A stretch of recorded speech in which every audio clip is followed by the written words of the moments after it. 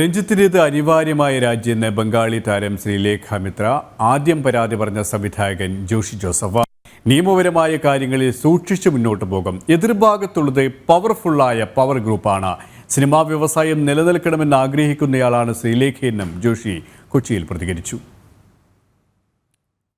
അപ്പോൾ ആ power group വളരെ പവർഫുള്ളാണെന്നും അതിൽ 15 പേരിൽ ഒരാൾ ആണ് ഇപ്പോൾ പുറത്തു പോകുന്നതെന്നും ഇങ്ങനെ ഇനി പലരും പുറത്തു പോയേക്കുമെന്നൊക്കെയാണ് പറയുന്നത്.